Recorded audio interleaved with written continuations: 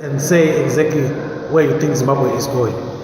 Okay, my name is Chihombori, and I'm very excited about Zimbabwe. I am cautiously optimistic.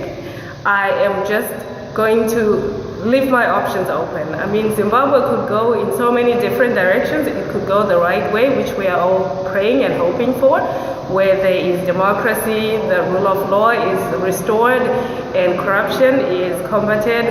Or it could just continue with the status quo that we had, and that would be a shame.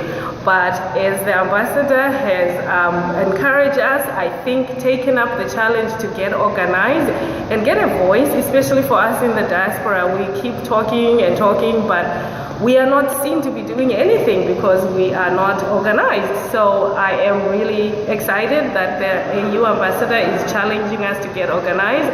And hopefully we'll do that and we will have a voice in the new Zimbabwe.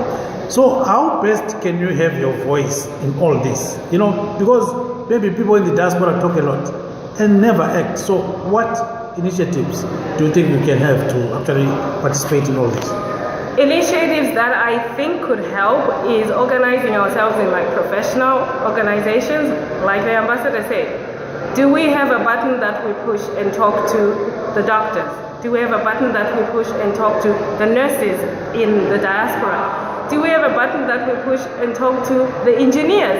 So that could be a start, because any other form of organization is going to lead to the whole tribals there are factions that we've been experiencing. So maybe let's focus on what we do best as Zimbabweans. We're educated people, we like to develop ourselves. Let's come together in those platforms, and hopefully we can come up with strategies that will actually bring meaningful changes to our country. What will it say to you one day if you participate in elections in Zimbabwe? What really will come into your heart? You know, what will strike you?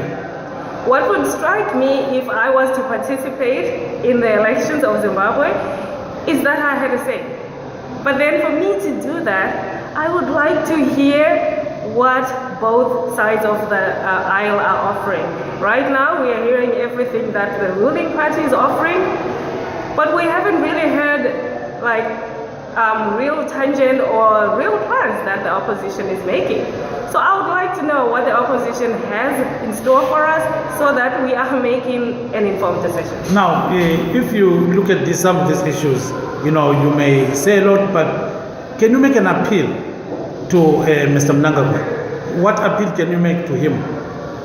If I was to make an appeal to Mr. Mnangagwa, I would say that there is so much power out here in the diaspora where we are. Please give us a chance to be part of the democratic elections that are coming up so that we have a say, we have a way in. We have already been contributing to the economy. We send so much money back home. And give us a voice, give us a chance.